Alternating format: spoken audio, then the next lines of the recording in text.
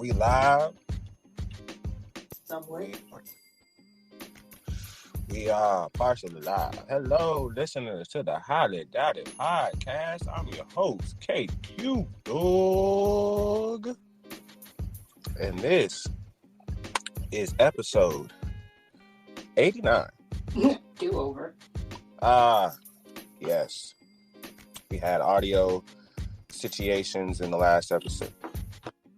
Yeah, I wasn't going to do that to y'all. You know, we already had an audio situation that was fucking ridiculous. And I also need to stop cursing on the pre-pod segment because sponsorships are not going to sponsor a podcast that curses in the middle or the beginning of the podcast. So we need to save the potty mouthness until later down the episode. Later down the episode.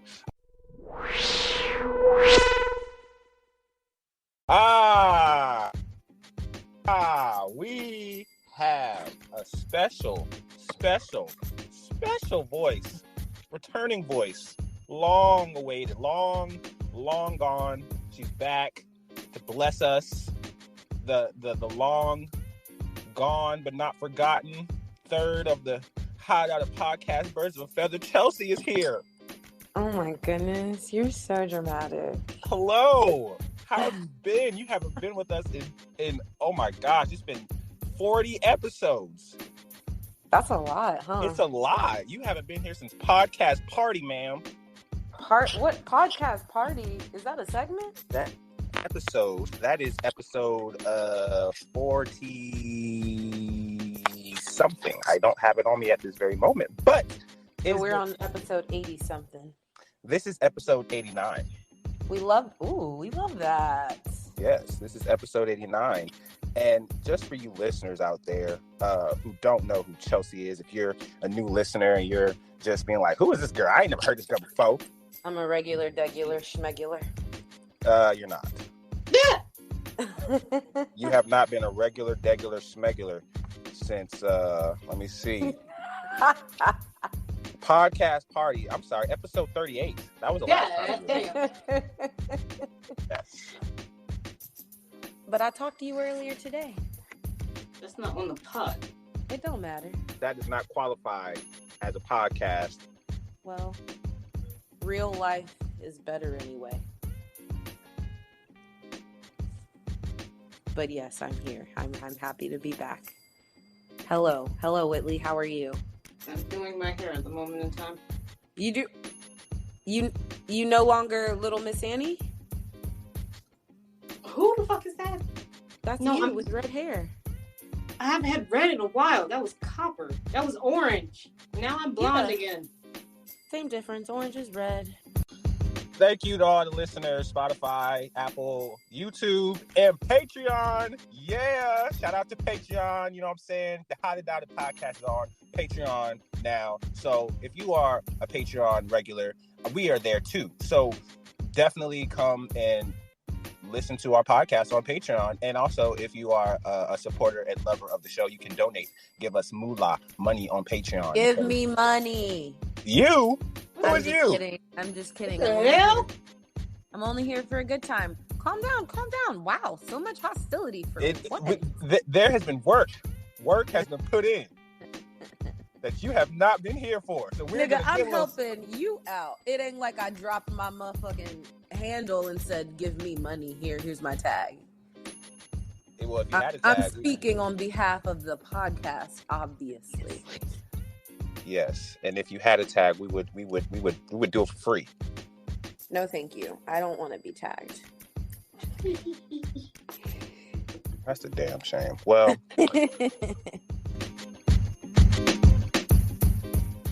before we get to topics, there are things that I have to update the people on about me. You know, my life and things that are going on. Car troubles, guys. Oh shit! Yeah. How did that happen? Yeah, what happened there? So, I had a plan today. The plan, well, let's start from the beginning. My car is having, not issues, but it's you know, things inside of it are getting older, so you need to replace them. So my battery is starting to act a little funny. Yes. I don't, this is it. It's about that time for it to get replaced. So Damn. Is it? yes, it is. Can we say something? Can we say, Whitley, I told you so? Damn, what Whitley say? I was gonna have to replace my battery like any other person who has a car. No, not a fucking hybrid. Oh, she's like mad at you for having a normal car? No, he has a hybrid, and I told him not to get the car. Oh, because that battery's going to be needing replacing soon. He's like, no, I'm good. I'm good. Okay. LOL. Well, technically speaking, I still haven't changed my battery. It's a 2016. I have a hybrid, so I have to have extra attention and extra care to my battery. The dealership, before I have to go to the dealership. Okay, so that was the plan, anyways, to go to the dealership and get my battery replaced or charged. They said that it would be better to replace it. I said, okay, how much is that replacement? $1 billion. It's only $299. Oh, that's not bad. Way less than mine. And I believe that in any other place that I would go to, charging or replacing your battery is very inexpensive, especially the charging, because it's free. You can freely charge your battery at an AutoZone or any other place that does any type of auto repair. They charge batteries for free or very low cost because it's not that much for labor. Mm-hmm. But to replace the battery, well, let's just say to charge the battery, they can come and charge your battery, no problem, no issues. My car battery is in my trunk. So they cannot go into my car, nor do they know how to uninstall a battery outside the trunk because I have a hybrid and they're not used to that. So I have to go to the dealership because they know what they're doing. However, they also understand that this service is very minimal, so they're not hitting me over the head about the battery or the installation. So that's why it is what it is for the price. That's a goddamn lie. Now, what Whitley and Chelsea is talking about, as I was going to do that today, I come outside and I see my mirror, my side mirror on my driver's side, not where it's supposed to be. It's on the floor. It's on the ground. So I look at it. The window is not where it's supposed to be. I'm sorry, not the window, because the window seems to be like I got my windshield or my windows on my car cracked or broken. No, my side mirror on the side was broken, and only that. No other damage has happened to the actual the socket of the mirror. So that will also have to be replaced as well. So that's just a big ass bill that I was not expecting this week. But don't worry. KQ has got it covered. He has it handled. Love and support and understanding comes with trials and tribulations like your car. So I have the funds to take care of it with a little bit of extra with family. So thank you, family. But yeah, that will be my day tomorrow. Yippee-ki-yay. See, that's one thing that I don't like about California is that them niggas out there cannot drive, and they drive scary as fuck. Oh yeah, that is absolutely true. They don't give a fuck about their cars, and they will hit your shit and keep it pushing. And they're all Teslas. They're not all Teslas. Bruh, how many Teslas did you see on average? Way more.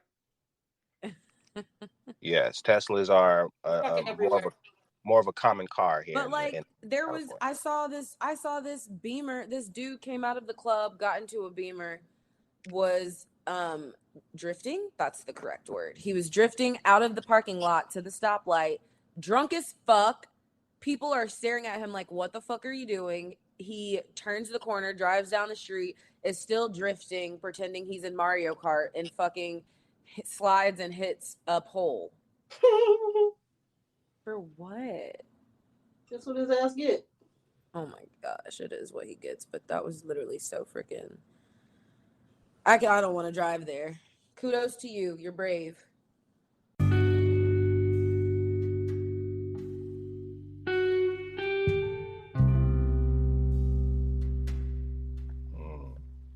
So Chelsea, you were in California this past week. Talk about that. How was that experience?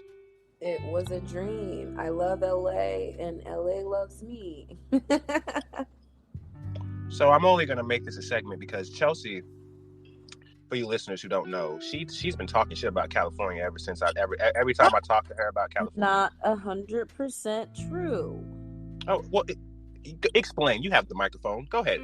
Tell me about your journey and your perspective on California before and after. So I did not talk shit. I just said my assumptions, which were based on facts. Them being people in LA are stuck up and rude. And that's still true, but outside of that aspect, there's so many other surrounding cities that are beautiful. There's just so much to do, and I honestly think that people are more nice there than they are in the South, which is just my opinion. But you just said they were stuck up. Yes, but it's like different. Like, they're stuck up, but they're like to themselves stuck up, you know, like you can see them like being vain, just admiring themselves. You can tell by how they carry themselves, like they only care about themselves type of stuck up. In the South, people are like stuck up and judgmental, and they'll stare you down and make you uncomfortable for whatever reason. You know, it's just more aggressive in the South than out there. Out there, it's much more chill. People are worried about themselves. They don't really care what other people, because there's some crazy ass motherfuckers over there. Also, just strangers in the street, on the boardwalks, to the homeless people. There's crazy motherfuckers out there, for real, and literally nobody pays them any mind because everyone just pays attention to themselves. So that's like the more accepting. It just feels more accepting for everybody to coexist there, versus these uppity preppy people in the South. That's a very interesting perspective. Yeah, because you see a crackhead over here, like, niggas gonna stare. I'd be like, don't touch me. Yeah, niggas gonna stare, and they be like, whatever. There's literally like so many addicts or homeless people that walk the boardwalk, and they are just they're walking literally like normal people, and people are just walking past them. Nobody pays them any mind, and they could be doing like the craziest shit, and people are just like, cool. Yeah, exactly. That's very true. We have a couple. So you're saying it's like New York, how everybody don't pay homeless people no mind? Facts. Yep. Facts. The only reason we gonna look at you is if you're screaming too loud. Right? That's it, right there. You disturbing my peace now. What the fuck you screaming for? You gonna talk to yourself? Talk quietly. Exactly. And then if you're talking to yourself, don't add me to the conversation. Right? I ain't got nothing to do with it. You better talk to your demons by yourself. I got my own demons. I'm freaking weak. That's true though. Hey, Chelsea, I got a question for you. Yeah. Me and Cass was talking the other day. When you talk to yourself in your head, what do you hear? My voice. So it's your voice. It's not somebody else's voice? It's only someone else's voice if like I'm reading a quote by someone and then I like read it in their voice so I can like hear their cadence and stuff, so it like makes sense. But other than that, if I'm chilling by myself just thinking about stuff, it's my own voice. So okay. Is it not your voice? I don't have a voice.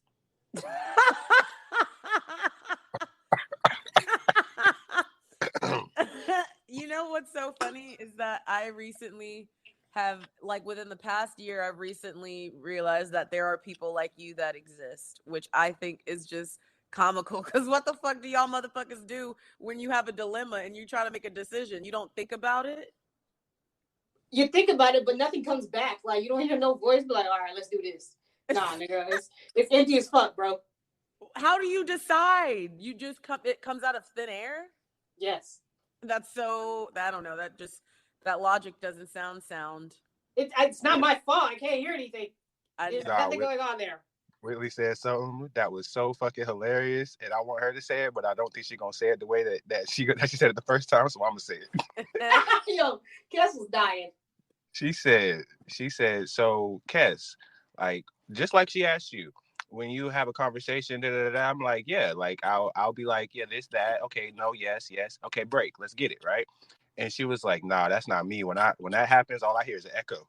Yes. All I hear is an echo, bro. There's literally nothing there. Like I literally like, yo, Kes, calm down. Oh. Wow. Well, that sounds bad. So you can't like have a conversation with yourself in your head. I mean, I can, but it's only like, it's like talking to a wall. Oh. Yeah, it's like legit like talking to a wall. Like I feel like it's an empty void. That's so. If someone says draw an apple, are you picturing an apple in your head as reference? No, I'm picturing it on the paper. What do you mean you have to draw it on the paper? Yeah, so I see it on the paper. I don't see it in my mind. But there's nothing on the paper. You have to like draw it from memory. Yeah, on the paper. I can visualize it on the paper. Okay. Like tracing. Yeah. It's very interesting. Shit, if it was like that, I think I could draw Apple much better. That's why. You can't visually see shit? Yes. No. But if someone tells me draw an apple, in my head, I'm picturing a luscious, dark red apple with a brown stem and a dark green leaf with riffles on the edges. So that's what I have in my... I'm literally just picturing a plain apple. Like, you know, the clip art, just a plain fucking apple. I don't know the clip art apple. A regular fucking apple, like what they have in kindergarten. I do, and that's hilarious. Not the clip art apple. Dang. Can you like design things in your head? What? Can you like come up with like design concepts in your head? Yes, I just think like what? Chelsea, I have a fucking brain. I know, but can you see them in your head? That we're not talking about seeing. I can see all that shit. Oh, you just can't hear. I just can't like. There's nothing there. Like aphantasia.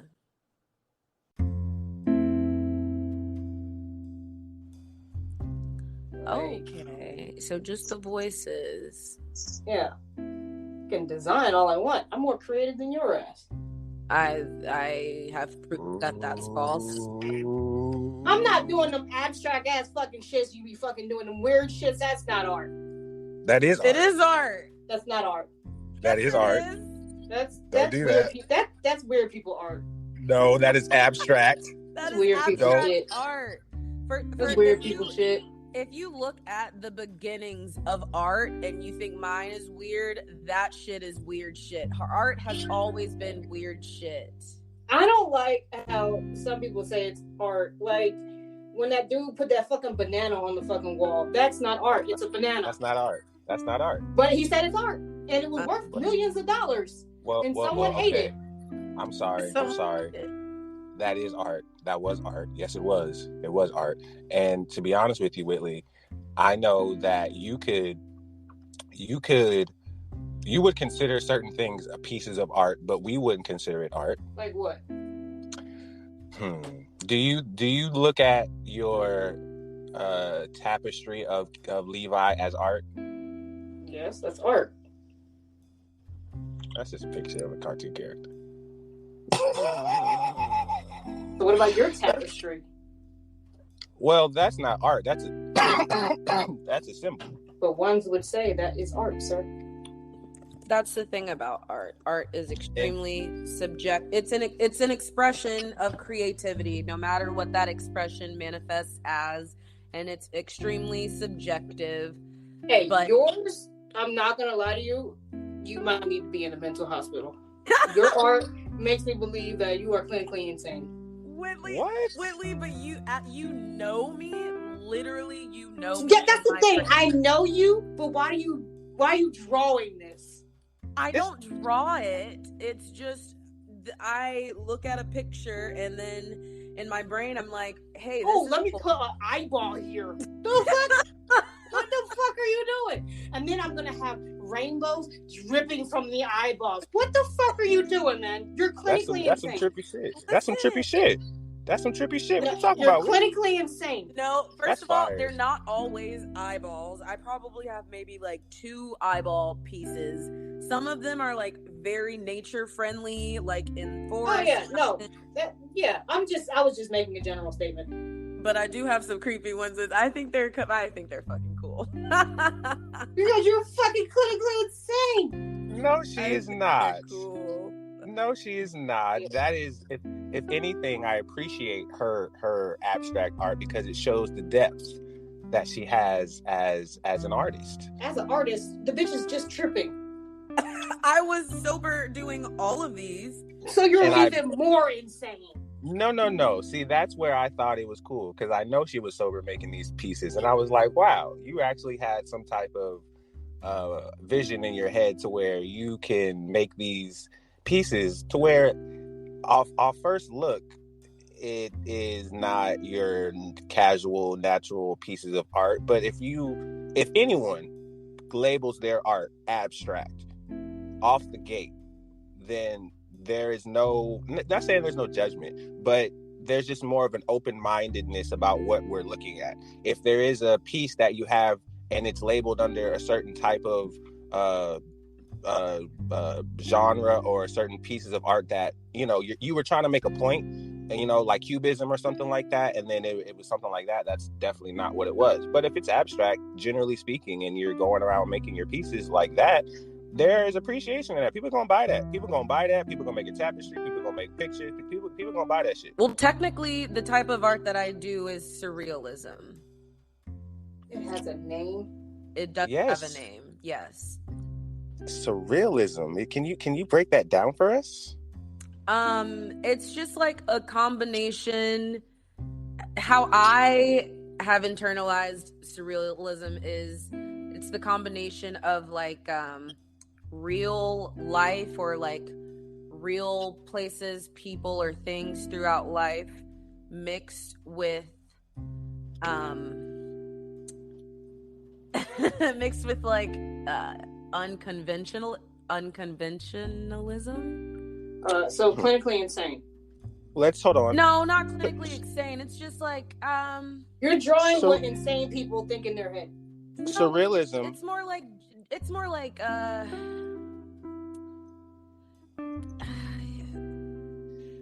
think of Alice in Wonderland, how it's kind of like a dream-like state where you just see like bended images, like maybe an eyeball, but like the eyeball in the iris, instead of it just being a normal iris, inside of the eyeball you see a sky and there's clouds and maybe like a door, and like Alice goes through that door type of shit. I don't know. It's like it's seeing this period.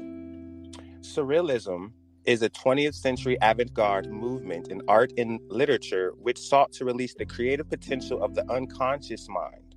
Okay, clinically insane. No. The unconscious mind, everyone has an unconscious. Yeah. Right? I just told you nothing's going on there.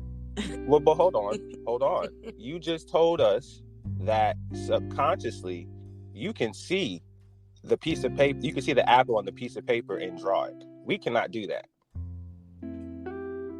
Well, I think that I also have like the ability to turn plain objects into something more interesting to look at, I agree.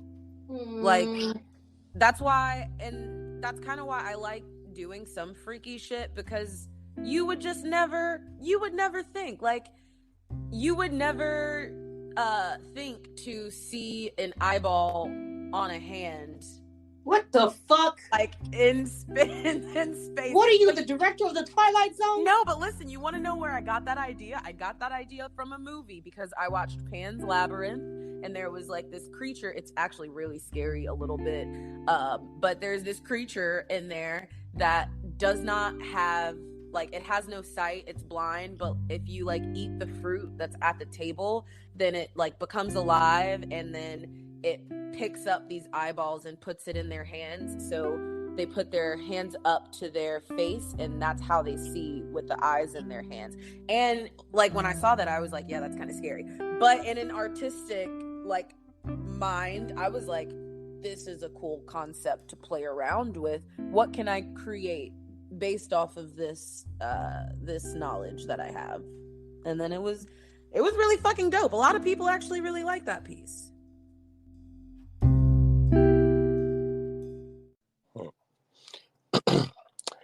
I like to segue, actually, because this is actually interesting. We're staying in this because I don't like horror movies. I hate horror films. I hate the gory, the just overly, just over the top dark shit. It's really not my shit. A lot of people love horror films. They love horror flicks. They can watch them for hours, day and night. My whole point of bringing this up is the directors, the executive producers, the filmmakers, the makeup people, they do these things and make these creatures and all these characters who look terrifying as fuck. But I think that they are something mentally is wrong with them. No. I think, and I'm not saying that on like a diss. I'm just saying how Whitley saying it to you about your art, how people appreciate the science that comes with these horror flicks. That shit is not like Rob Zombie. Oh my gosh, dog. Like I'm not and that's a director, a very well-known horror director, but he's just, his brain and where he goes, and other directors like him with their minds and like characters and scenarios of death. It's just like, nah, bro, this should not be on your brain 24/7. See, I agree. I would say I feel that way about the writers of certain movies, like certain scenes that people write, like, this is what happens in this scene. I want this person to do this, cut off their eyeballs, use their intestines as whatever.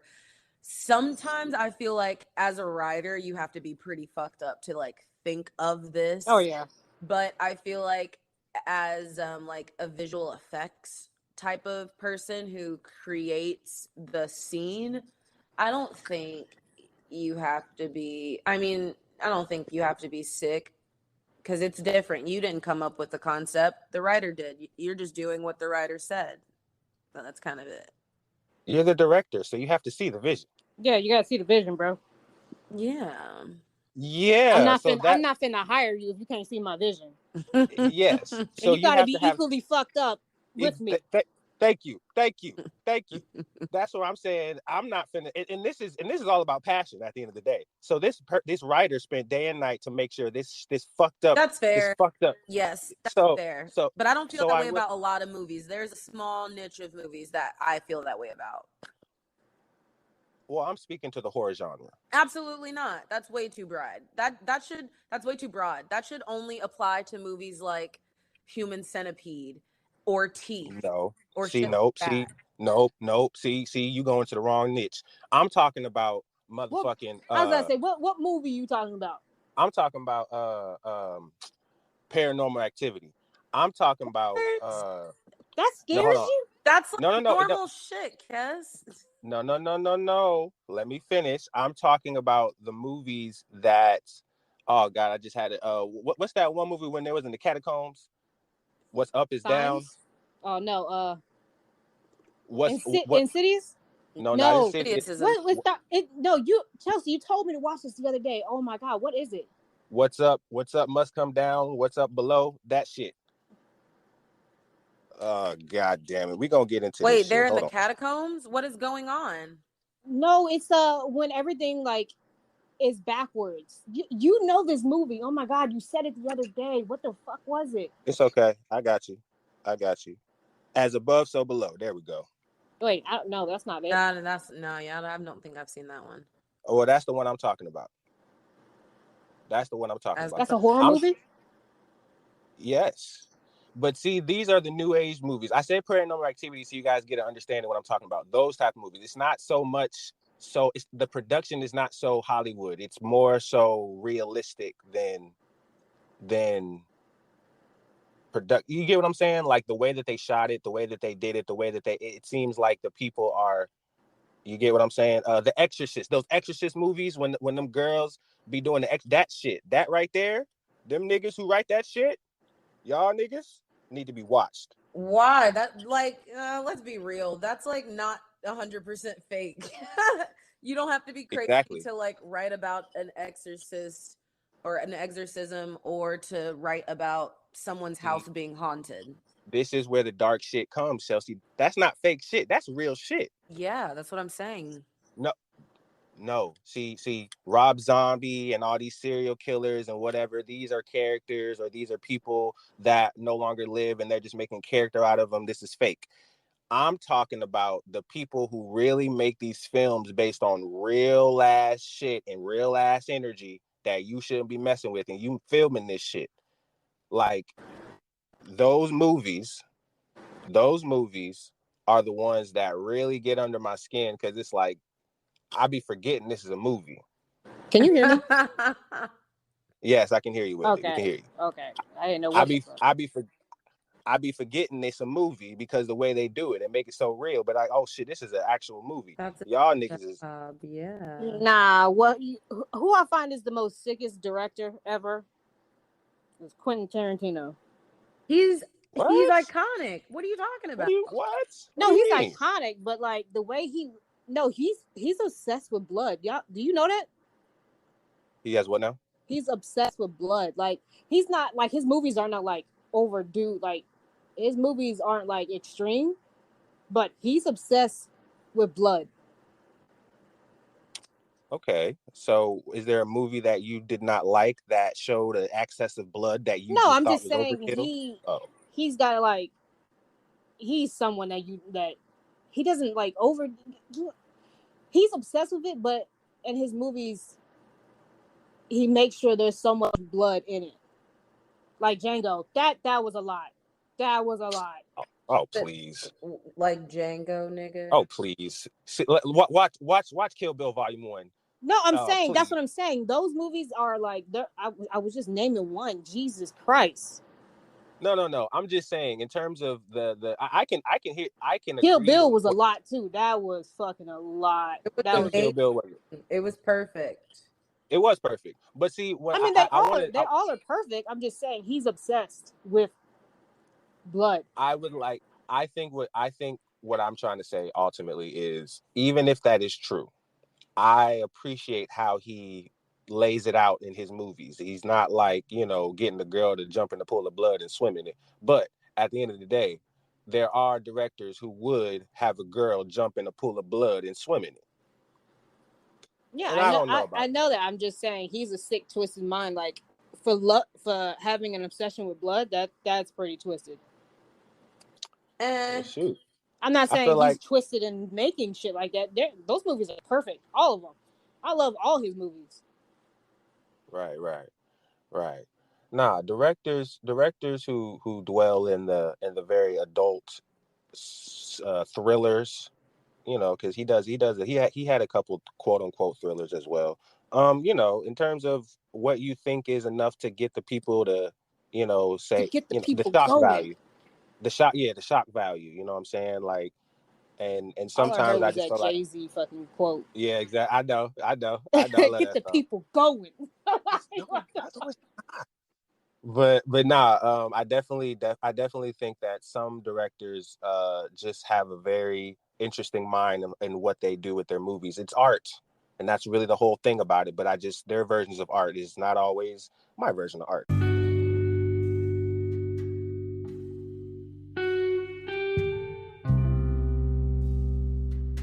So that's all I'll say. I want to know, Kes. What is the scariest movie to you, like that you will not watch? The scariest movie to me that I will not watch. That Deborah Logan movie? Absolutely. What is that? What is that? And I've actually seen it before, which is why I say I will never watch that movie ever again, because it's called The Taking of Deborah Logan. I don't know, it's something about old people and scary movies. They just be looking extra scary, and that movie is just too much for me. Well, to answer your question, Whitley, I don't have a movie off the top, but I can definitely tell you the type of things that will not make me run away. I do not like the exorcism type movies. I don't like the church nun movies. I don't like I don't like that. I don't like the kids when they get the kids involved. I don't like that. You know. I don't like so that. Insidious is definitely out. Oh hell yeah, no. Kiss it. Yeah, no, I don't like it. You know, because at the end of the day, respectfully, it's some white people shit. So I understand. I'm already there, but the way that they do the children and the way that they do, like when the child is the highlight. Oh yeah, and they be killer. running in the back, and you didn't even the person didn't see that shit. I'm like, how you didn't see that? I love that. Yeah, when the kids is the one that you got to watch out for. That, oh god, that's that gets me. And then the second one is when you in the church and the nuns start getting all white faced and devil eyed and shit and exorcists. Oh no. That's why So Above as Below or whatever the movie was I watched it, but that shit was woo. And see, it's not a like Jesus Christ thing. It's more like that's some real ass energy. Like that shit's real. Like that's real. And that's why I said it before. These directors is fucking with some real shit. Y'all all right now? Well, the movie's fake, but like those things can happen. I see what you're saying. I was about to say, everybody knows what mine is. Yes. But I will watch it. Wait, but see that doesn't count. I don't know what yours is. Chelsea, we watched it together, and you saw me screaming behind you. Scream? Yeah. I love but see, that doesn't. But that doesn't count. That don't really count because you. Nigga, I literally had nightmares of that shit. What are you talking about? But why do you watch it? Because it's a good ass fucking movie. Mm-hmm. Yeah, it scares the living shit out of me. Like, yo, growing up, out sleeping in the dark used to fuck with me so bad because there was like something hanging in my closet that looked like the mask. It was just a white t-shirt and it was just hanging in the closet. And every time I look up, and it just looked like the fucking mask. That's why I shut all my fucking doors now. Really? Yeah, no, you know. That shit is creepy as hell. What about you, Chelsea? What's something about a horror film you can't watch? I can't do anything like super gory. Like, for instance, so soft. Exactly. So, for instance, me and my brother went to go see Saw 10 in theaters yesterday. Was it good? It actually really was good. Shut up! I didn't see it. Don't spoil a goddamn thing. I'm not. It was good because like there was an actual storyline. It wasn't just gore 24/9. You know what I'm saying? And the storyline is actually really, really good with a lot of great twists. It is. That's what I said. Storyline is always good with It's very good. But continue, Chelsea. Continue. But like as Saw evolves, so does the gore and the torture. Like I can't do like torture that's super gory that deals with the body, bones, organs, all of that. Like I can't watch that. So could you watch like? So you don't like torture. So have you ever seen I forgot what fucking movie it was. There's a scene where a dude is laying on the table. What fucking movie is this? And they put a rat on his stomach and they put a tin can on top of the rat and then start warming up the fucking can. Yeah, I can't. I've seen that movie actually. What is that from? You know what I'm talking about. It's a fat dude on the table. Yeah, but what is that from? I've seen it. What the fuck? I thought that was from Game of Thrones or no. It's an actual movie. What fucking movie is that? I do remember that scene. And he's like screaming. Mm-hmm. It's Fast and Furious. That's what I was thinking. I was really thinking it was Fast and Furious. Yes, wow. Fast and Furious. That's crazy. I think it's like It's the one with Tyrese and just Tyrese and what's his name? Paul Walker. It's just them two. That's the one. That's the one it is. Oh, Too Fast, Too Furious. Yeah. Too Fast, Too Furious. Because they're messing with like a cartel dude, and he like, yes, that's what it is. I remember seeing now. I can see it.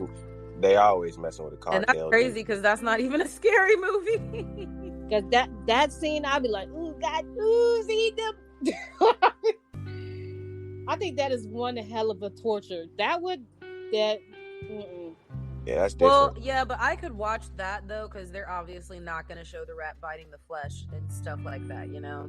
That's the part that I can't take, is when like you actually show me that shit.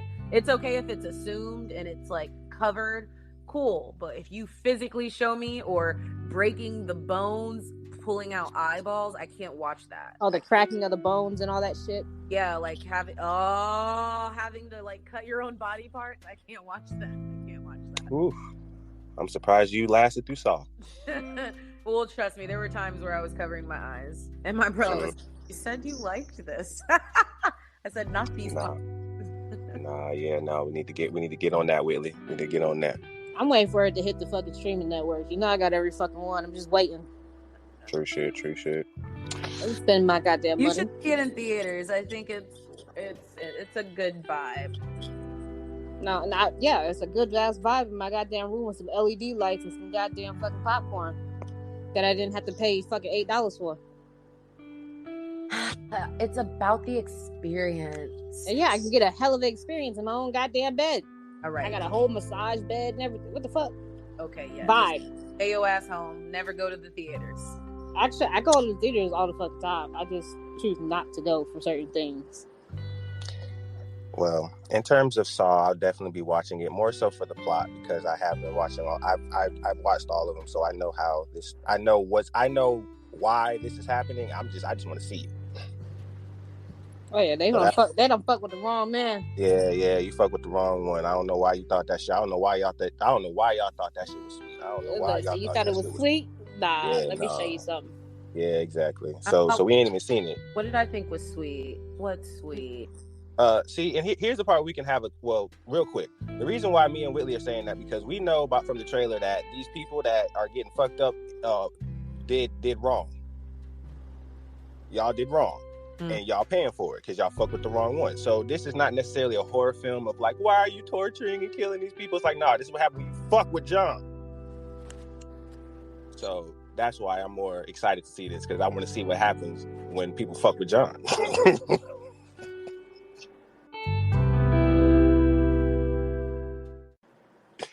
Yes.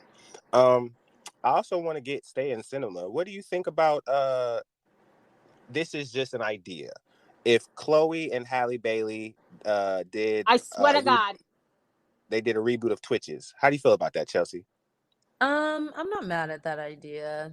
Well, oh my God, you guys are so into the black shit, black bull crap, bruh. It doesn't need to be remade. It's about fucking twin witches. They are not fucking twins. They don't need to be playing this fucking part. It's not a fucking musical, so don't add fucking music to it because they're fucking singers. I swear to fucking God. No. Okay, but they were also Chloe and Halle have already played a set of twins before on TV, not in a musical. In what is it, Blackish? No, Grownish. Yes, it was. It was. Yes. So they've already played twins on TV before, not singing, just acting. So they've already done it. So this is Disney we're talking about, not that type of movie. Type of TV show. This is Disney. Disney likes to add musicals. Oh, you can sing. Let's fucking do it. No, Twitches has never been a musical. Why would that's what I'm saying. That's what I'm saying. Disney likes to just add music where it shouldn't be. Okay, what if it's not a musical? They're not twins. If you're not going to do it with the original people, I don't want to fucking see it. And that is what the comments. That's what the comment section is saying. They're like, no. Tia and Tamara can still be in it.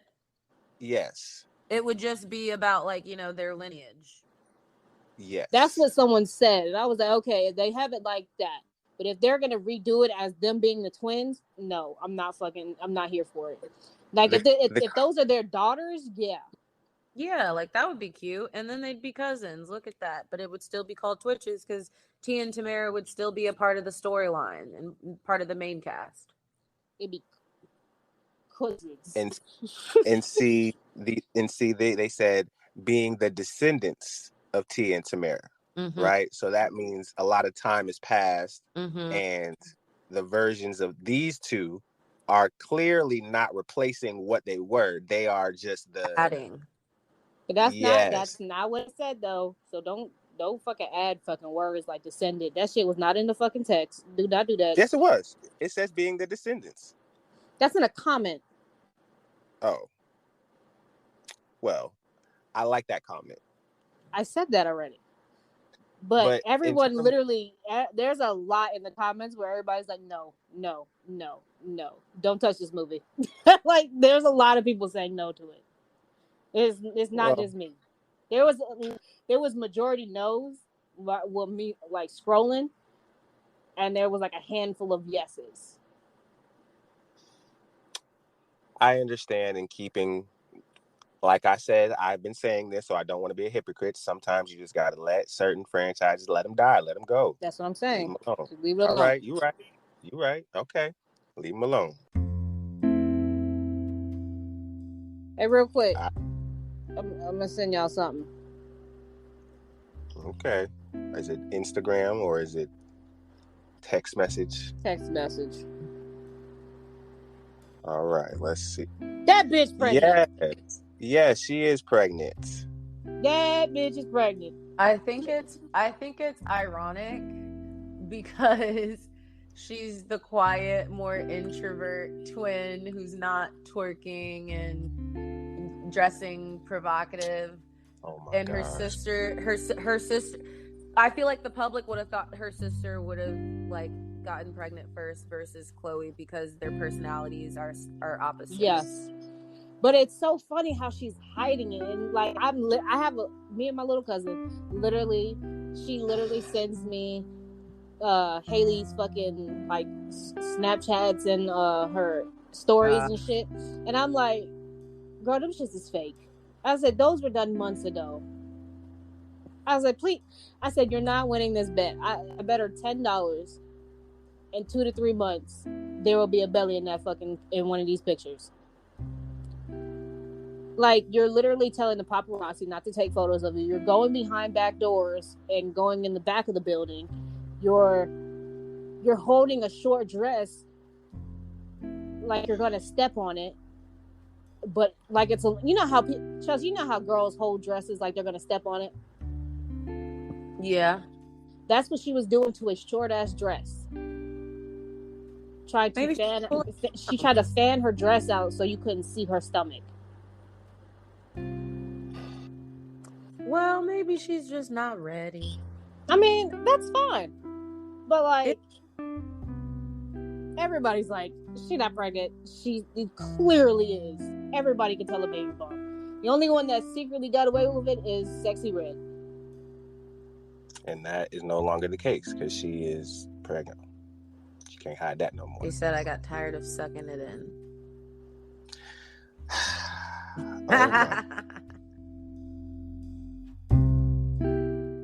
I said it on the last one, but it's not gonna be heard. So, Chelsea, I got a question. Did you listen to Drake's album? No, I haven't. So, but you know Rich Baby Daddy though, right? Rich Baby Daddy, is that a name? That's one of the songs on the album. Oh, with Sexy Red. Yes. I think I've heard parts of it. Yes. I don't remember how it goes though right this second. Oh, so she just naturally comes out, she's pregnant, and she's on a song that says Rich Baby Daddy with Drake. And then one of her other songs by Drake says what, Cass? It says what, Cass? What is the line? The line for What Would Pluto Do? He says, I ain't got a strap, I gotta risk it. Okay. Baby girl, Adonis need a sister. Okay.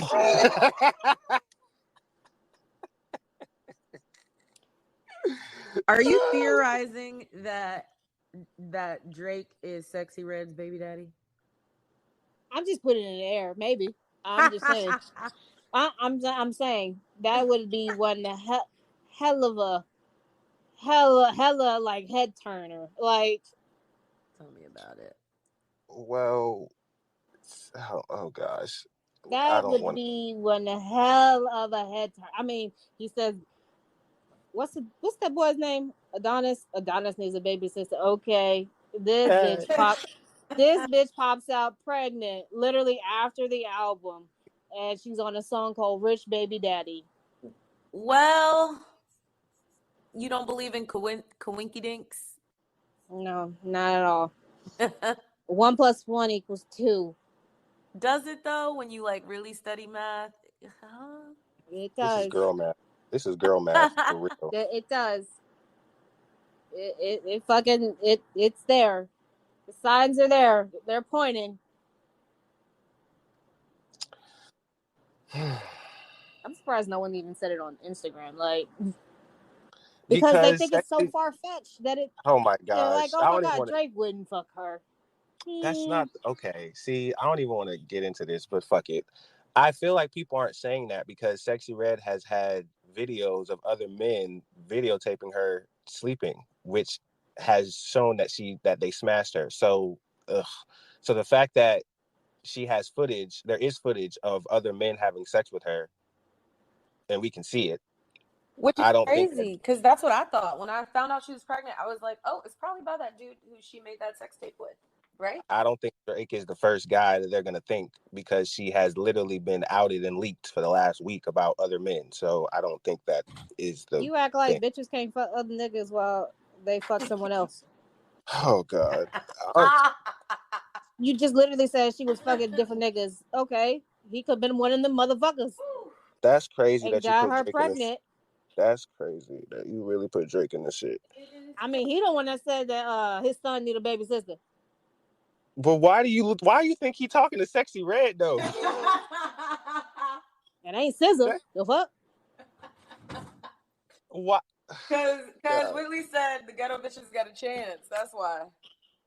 No, Kes told me to say ghetto bitches got a chance. He was like, Sexy Red is doing her thing. Leave her alone. Leave her alone. You told me leave her alone when she was hanging out with all these motherfuckers. And I was like, see, this is where she needs to not be. And look what happened. And she got damn pregnant. And she did take a picture with Drake. I don't know what happened after that night. How do you blame all of this on Drake? Which is crazy. I didn't blame it on Drake. I'm just saying he's making it quite obvious that he the baby daddy.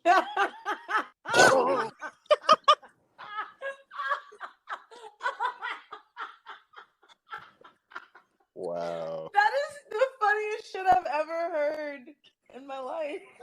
And the fact that you have not heard this album is even crazier. This is a great selling point. This is a great selling point for listeners who haven't heard Drake's album. Whitley, you were so fucking funny. This is a great way to sell. I'm just saying, those songs are literally back to back too, so they're like right around the corner from each other in the album. So he's like, "Hello, it's me." You know that part in Life with Eddie Murphy and fucking Martin Lawrence as the pappy? Yeah, that's that nigga. With fucking Bernie Mac step as the pappy. Yeah, because no one thinks you're the fucking pappy. Yeah, okay. I see you, Drake. I see you. They don't see you, but I see you. It's okay. All right, Jay, I see you. Very clear that he is the father. Obviously. He's making it very obvious. To Whitley, how do we not see it? Obviously. I'm just saying, man. If this shit come out, y'all gonna call me. Y'all, I hope y'all the first people see it. And he gonna be like, Whitley, you were fucking right. Nigga, we will have the trust me. As soon as that breaks out, we getting on podcast mode. We're gonna spend a good 30 minutes on it. Trust me. I'm telling you. I will apologize if that happens, Whitley, but to be honest. Me too. I will. I don't foresee that happening. Me neither. Jesus, but as strong as you tell it. I'm just saying, his first baby mama ain't that good looking either. I'm just saying. There are So obviously he doesn't make good choices on baby mamas and all that shit. So he said, "Fuck it, okay." And he said, "Let me risk it." You know why he said that? Because that bitch got chlamydia and shit. Stop. Let me We're risk done. it, yo. We're done. Let me We're risk done. it. Oh We're my done. I'm just breaking. Don't y'all like breaking down lyrics? I'm just trying to look. Look, I break down lyrics is a problem. There are so many women in the world that he has interacted with. I just can't believe that you're really pointing these lyrics to Sexy Red just because she's the only other girl on the project other than SZA. So I He just said, "Fuck it, let me risk it." That's what everybody said when they dive into that pussy. What? See. She the raw. What she said? Oh, She wow. the raw dog queen. Oh my gosh. Oh wow. See. That's what she say. He said, "Fuck it." He said, "Fuck it, let me risk it." Where do we go from here? I'ma dive it.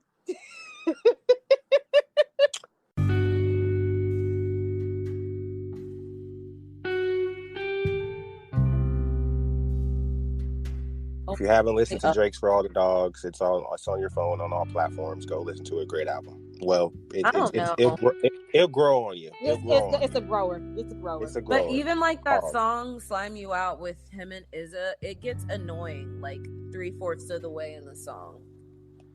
I ain't listening to that one. Well, there's other songs to listen to, Chelsea. Yeah, I know, but Kes doesn't like my favorite. I have like a problem. Like when I just have like, what is it called? Music anxiety, because it prohibits me from listening to new music, because when I listen to a record, I want it to evoke a certain feeling. That's why I'm listening to the record. And so if I'm listening to new music and I don't know what it sounds like, I don't want to waste my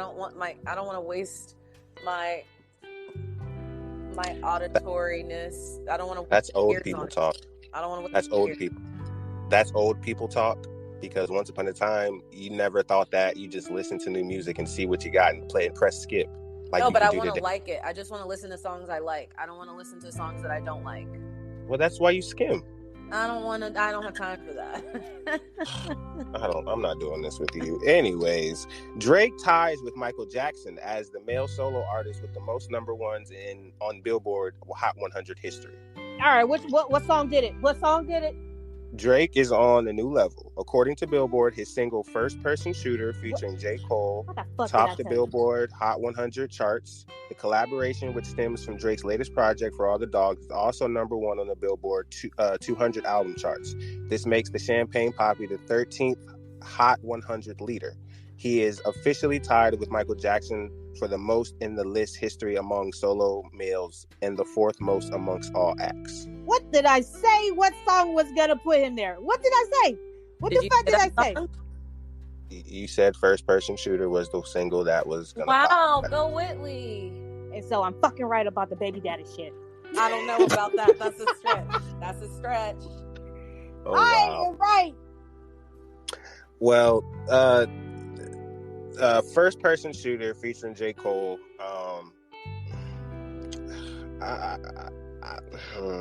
He literally says it that he's gonna do it in that song. Yeah, because it's Cole, not Drake. Oh, here we go. All right, I want to have Cole Goat didn't Talk. say it. He fucking said it. Can we have Goat Talk? I want to have Goat Talk. We're going to stay on this, but we're segueing to Goat Talk. And Goat Talk is Kendrick, Drake, and J. Cole. If you don't like these niggas or you don't like hearing about them, then skip this segment. But I have to have this segment right here, right now. J. Cole is GOAT, number one. All right, number one. The only reason why that song did it is because J. Cole spit that goddamn flaming hot fire. I love him. Drake, I had to listen to it after J. Cole, but it had to grow on me. Literally, it had to grow on me, like the rest of this album. And that's where I'm like, bro, First Person Shooter is not your song. First Person Shooter is not your song. That is J. Cole's song. Just like it's Cole's song. Every single feature that J. Cole gets on is his song. Dirk, his song. What's that girl's name? I don't listen to her. Ari Lennox, when he get on his song, Coco. Yes. All right. J. Cole gave Drake the biggest alley-oop in Billboard history. This is not a single by Drake. This is a single with J. Cole. That's why I'm not feeling it. And the song wasn't worth this achievement because I think Drake could have did better with J. Cole. I think this was an amazing song, and I don't even like Drake like that. So, and I don't like J. Cole like that. So, I'm not biased. Not you being biased. Not Whitley making sense. I'm speaking with.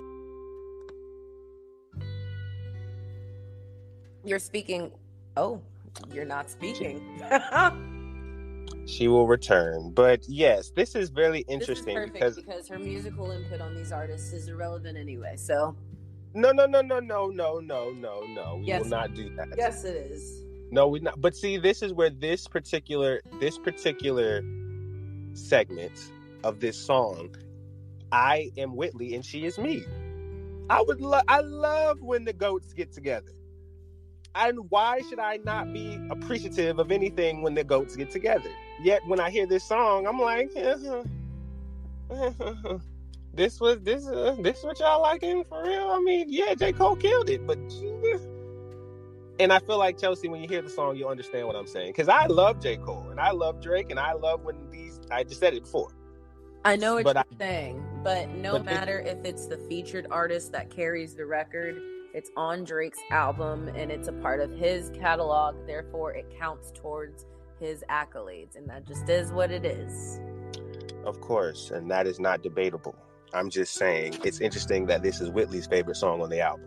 That's because she has bad taste in music. You haven't heard the song. You can't say that. You could like the song too. This is true, but I heard snippets and I only like J. Cole's part. Well, I would love for you to listen to the whole song. You don't have to come on the podcast. You're never gonna come back after this. But hey, never say never. Here you go. You were in the trenches with us once upon a time. I like the trenches the best. Yes. We loved you when you were in the trenches with us. Now you went off and lived life, and now you're just living in the plains all over the place, going places. Just don't even come tap in with the High Data Podcast. I'm tapping in today. Hello. I'm tapping in today. You don't appreciate greatness when it's in front of you. You just long for it when it's gone. Be appreciative.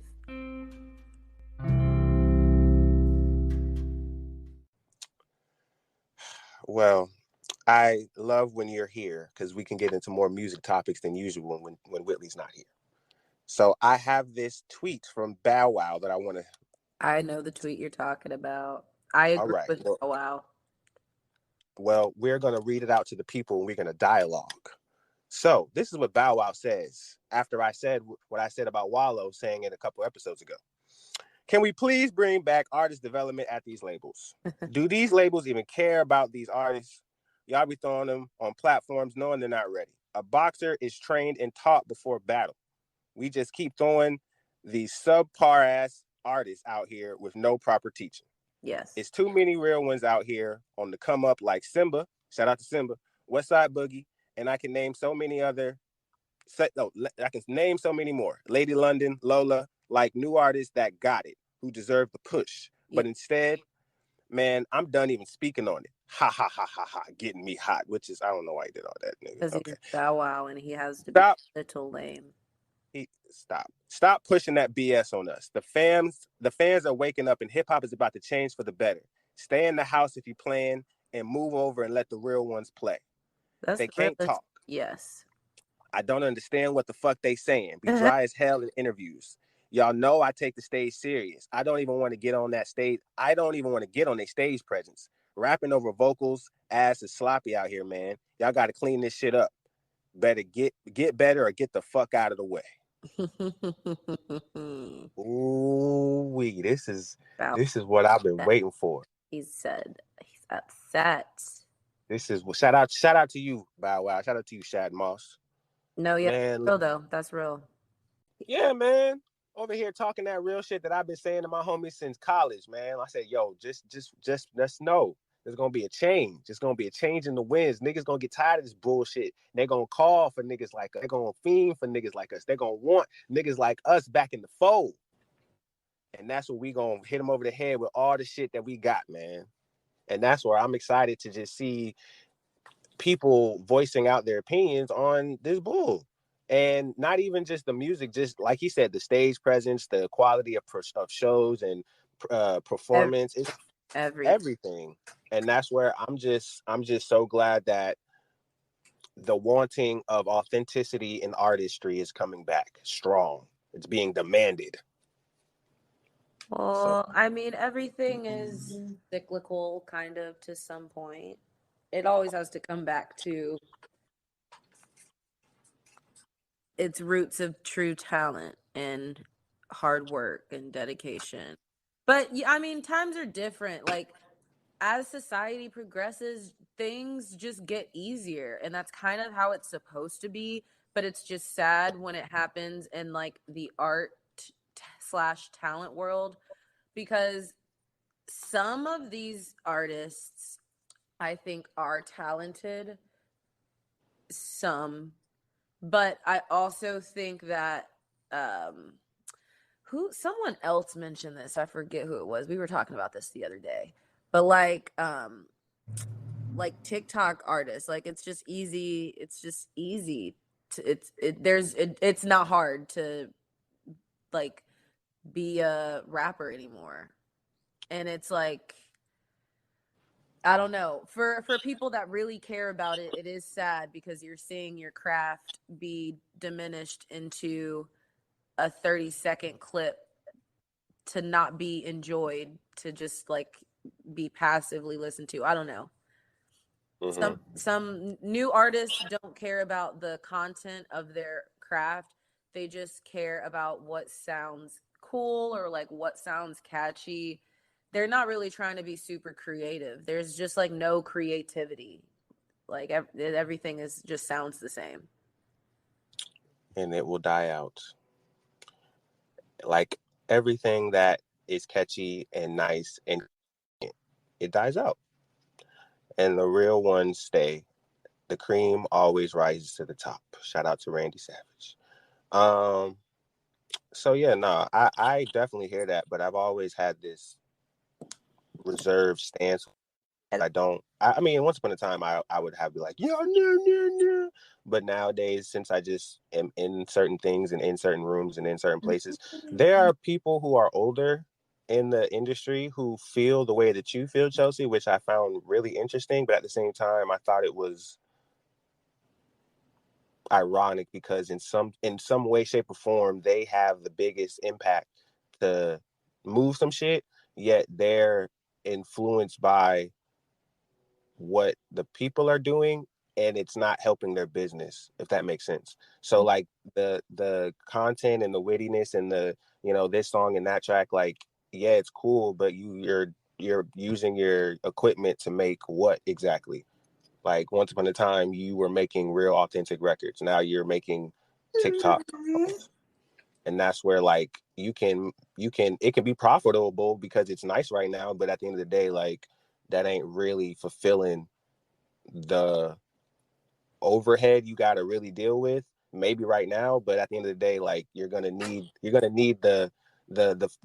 those solid guys who really make music for real to really have that. And I don't think that they're advocating for that. They're pushing the movement just like everybody else, and they're missing out on like hidden gems. And I think that's what Bow Wow was talking about, and I think that's where it's like, y'all gonna figure it out. Whether go ahead. Right, whether it be labels, you know, make smaller labels, like big labels maybe are just going for what's happening right now, but smaller labels are going to get these artists who really are talented, and they have the same cloth. They say they have the same ilk as certain rappers before them who have the longevity of wanting to perform, and they can make those small labels compete with bigger labels just off of the talent that they have, versus labels trying to get somebody that is not that popular and they groom them. Just like Bow Wow saying, there is no artist development. So big labels are gonna get it once smaller labels or just people independently start making more attention and revenue than them, and then they're gonna start think, oh yeah, we're gonna get the J. Cole's of the world and the Kendricks in the world, and all right, nigga, you did that like 5 years after this brand or this person or these people made moves to start highlighting smaller tier artists who have much bigger talent. So I don't think so, though. I disagree.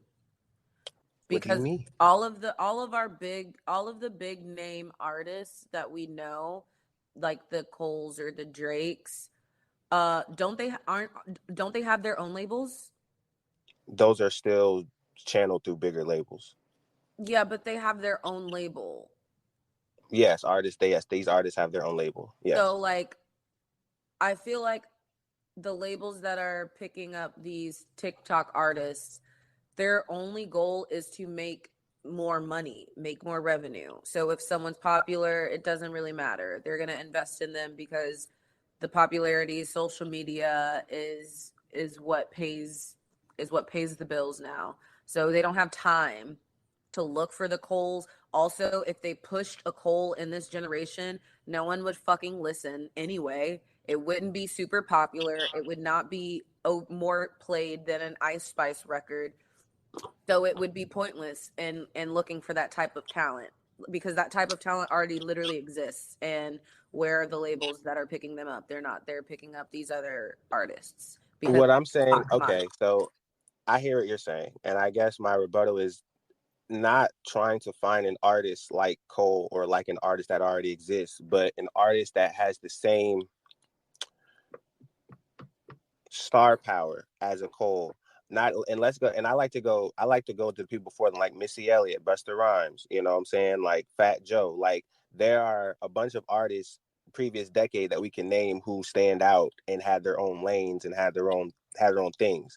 We, as our generation, we are stuck with our decade of artists, so we just don't think there's anything before that. What I'm saying is the new artists that are going to be like that, like Talib Kweli, A Tribe Called Quest, Beastie Boys, then Migos. You know what I'm saying? Like, we didn't think when Migos came out we would talk about them as highly as the Beastie Boys or a group as one of the greatest groups of all time. They had to put in the work. But that's where I feel that those artists that are going to make a lane for themselves, we're not going to compare them. Well, we are going to compare them, but they're going to have to show something different that is not already out here. And that's where every time something popular is going right now in a decade of music, there's always a group, a crop of artists that show out and are highlighted, and they're very diverse. And they're all different, but we always relay them back to the ones before them in terms of carrying the authenticity of the genre. So I feel like labels are going to be late to the party. Labels are not going to not get authentic artists again. They're just going to be late to the party, just like they're late to the party to a lot of shit.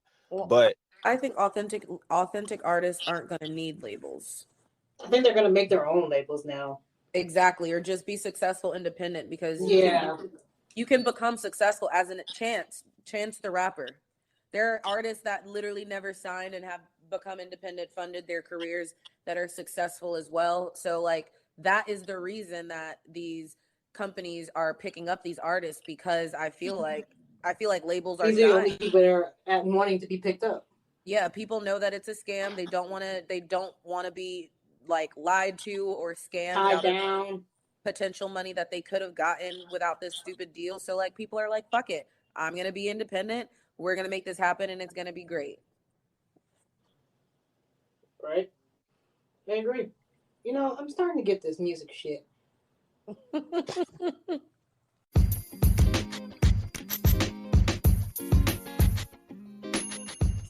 Well, I like all of that music shit. I am good. I'm done. I don't have anything else to say. We've given a good hour of it, hour plus.